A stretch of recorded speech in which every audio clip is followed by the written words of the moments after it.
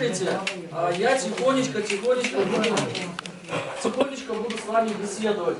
Понимаю, что вы, может быть, многие год не виделись, может быть, больше не виделись, но я попрошу немножечко, минут 15, сделать сабр, потому что мне порой тоже иногда сложно что-то рассказывать, тогда, когда у вас за столом диалог начинается, мне очень сложно говорить.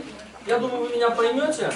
Вот. А потом мы с вами еще побеседуем в таких свободных моментах. И за чашкой чая вы друг с другом все пообщаетесь, поговорите. Ну, во-первых, еще раз огромное спасибо всем за то, что вы организовались. Особенно хочется сказать, Бигзур Рахмат бүгін Фарит Абы, Ильфат Абы, Фарит Абы, группа, в первую очередь супруга, которая всегда поддерживает, то есть за организацию ифтара, Фарит Абы семья, вот, и группа поддержки, которая всегда поддерживает научных мероприятий, Кианяпа и ряд еще учеников, которые вот все здесь присутствуют. Знаете, я хочу, наверное, поговорить, скорее всего, даже об актуальном. Скорее всего, об актуальном. Чуть-чуть потише. Смотрите, когда умер пророк Мухаммад, да благословит его Всевышний Аллах и да приветствует, то есть прошло буквально 23 года в Мекке и в Медине, стала формироваться исламская наука.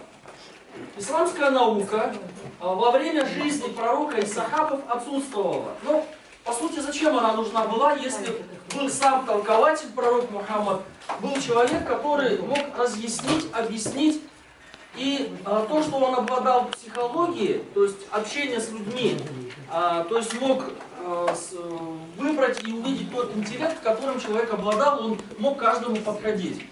Но после смерти пророка Мухаммада, да благословит его Всевышний Аллах и да приветствует, было очень много людей, которые хотели исказить позицию ислама. Ислам стал распространяться не только на территории Аравийского полуострова, но и стал распространяться чуть выше, да, то есть это пошел Иран, это пошла Турция, пошла европейская часть, то, что было связано там, территории, связанные с многобожием, зороастризмом, с персы, да, которые поклонялись разным богам, все это тихонечко